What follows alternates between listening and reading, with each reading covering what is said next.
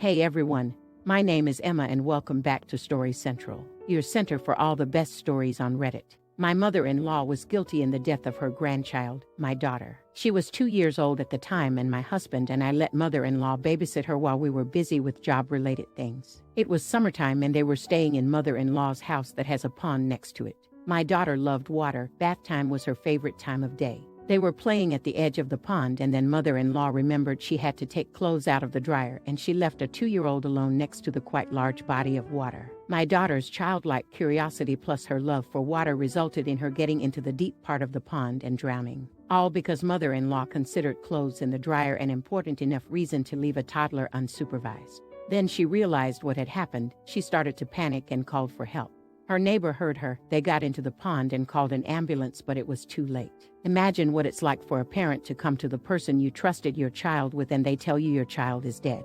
And mother-in-law was begging us not to involve the police in this. She kept repeating it was an accident and she doesn't know how it could have happened. Was only gone for a moment. Feels even worse than we do and calling the police won't bring her back. We did call the police, of course, and she was charged with criminal negligence and sentenced to 3 years in prison which, in my opinion, was too light of a punishment. Recently mother-in-law was released from prison and my husband was the first person she looked for contact with.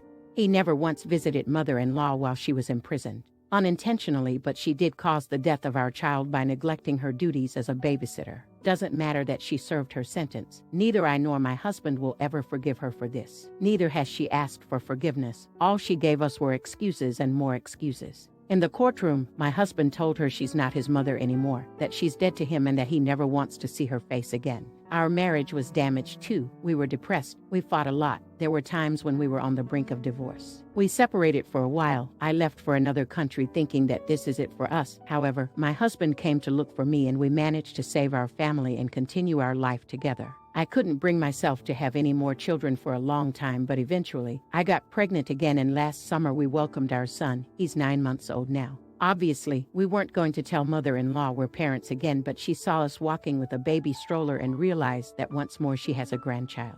So she tried to get in contact with my husband. First, she reproached him for not visiting her, cried about how hard it was for her to spend all those years behind bars, that she shouldn't have been in the prison because she's too old for that. How could he do this to his own mother? How could he abandon her? Then she was like, but I saw you have a new baby. I'm so glad I have a grandchild again. And then she went on about whether it is a boy or a girl. When will she be able to see them and meet them because she wants to take care of them so much? My husband told her immediately that she doesn't have anything. This is our child, ours only. Our son doesn't have a grandmother. We'll be telling him this as he grows up. And he will never ever in a million years be anywhere around her. We're 100% on the same page about this. The loss of our daughter still hurts and we're going to do the impossible to protect our son from her. He doesn't need an irresponsible grandmother who would likely endanger his life just like she did with his sister. Mother-in-law was shocked to hear this and began to wail about us being so evil and cruel towards her. That we're going to hold that against her forever even though she paid for it and we cannot be so heartless to prevent her from seeing her grandchild. But what was she thinking? What was she hoping for? That we're really going to let her around our baby, that we'll ever trust her with babysitting again. Honestly, I'm not sure if I can leave my son with any babysitter. I don't trust babysitters anymore, because if a grandmother can be careless enough to let a child die, who knows what could an unrelated person do? So my husband told her firmly that she'll have no access to the baby and he doesn't want to talk to her either, so now that she's out of the prison, she should do something useful with her life and leave us alone. Mother-in-law wasn't having it. That evening she came to our house, asking to see her grandchild again. We didn't let her come in, obviously, and mother-in-law got mad, claiming that as a grandmother, she has rights to meet her grandchild. We told her that she lost all her rights to our children when she let our daughter drown. If a trust is broken, it cannot be repaired and there are some things that just cannot be forgiven. Mother-in-law then told us that she'll go to court and she'll demand legal permission to meet the baby. I'm not sure if there is such a thing, but if it's true, I highly doubt she'll get it considering her criminal record. If we need to go to court and prove she's not the type of grandmother you should let around your child, we'll do it. If she comes back again, we'll call the police. If we need to leave this country and go live somewhere else just to be away from her, we'll do it too. Nothing's impossible. I'm amazed at the shamelessness of hers. She knows very well she tore apart our lives 3 years ago. No parent should bury their child, but we had to because of her and now she comes to us as if she's the best relative ever, as if nothing ever happened.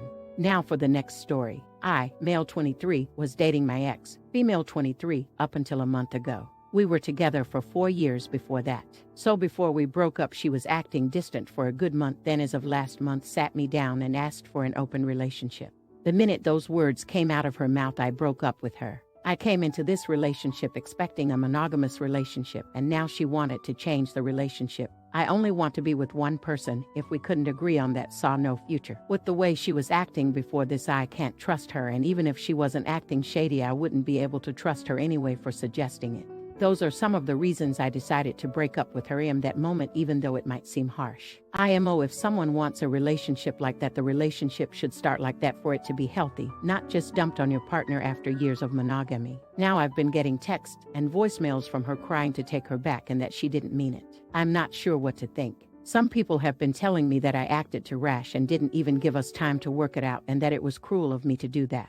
Is this something I acted too quick with or not?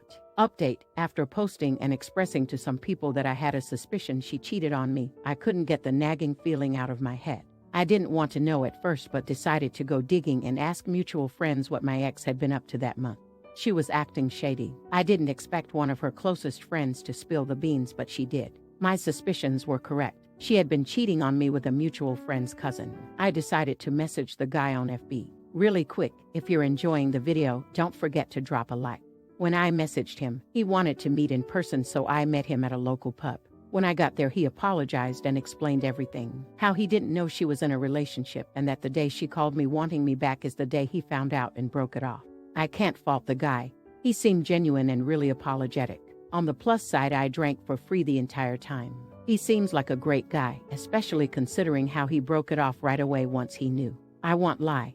He's a handsome and great guy, and I would let him frick me to rub it in my ex's face, lol. But at least I have a bit of closure now. I've blocked my ex on everything, and I'm gathering her stuff she's left here to mail to her so she doesn't come knocking. It's taking a lot of power not to leave a note in the box along the lines of "Mark seems nice. Too bad you lost him too."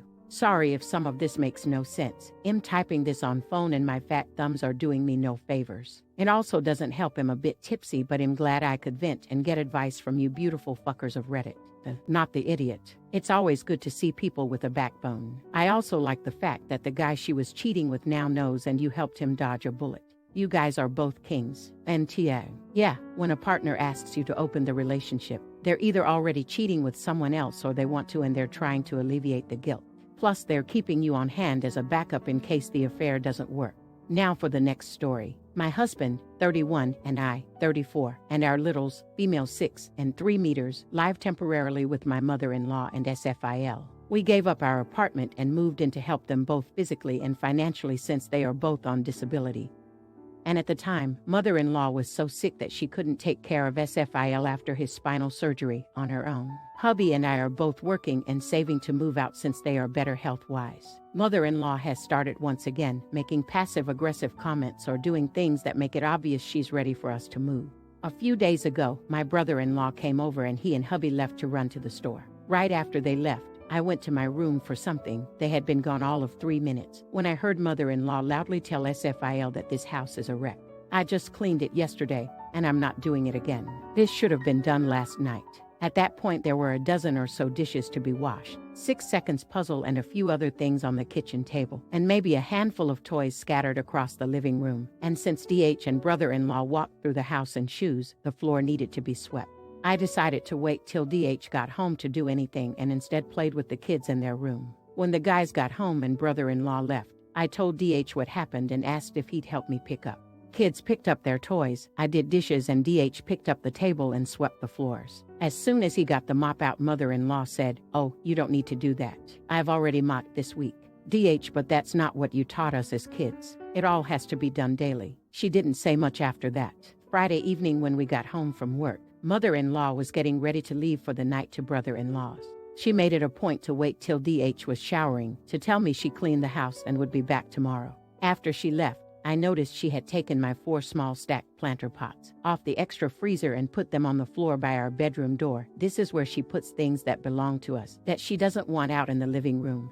dining room area anymore, because apparently having them up there with her 3 plants wasn't acceptable. She's slowly but surely pushing us entirely into the 2 bedrooms the 4 of us occupy at the opposite end of the house from her. Like we can only exist in those 3 rooms. We have a full bath. They have the master bed, bath. It's obvious she doesn't want us here, any more than we want to still be here. But she won't actually say it in those words. Ugh, I can't wait till we have enough money saved to leave. Not the idiot. Like you, I prefer straight talking, but I can understand why mother-in-law is finding this an awkward conversation to have. She knows you can't afford to move out yet, and she knows you moved in to help her out.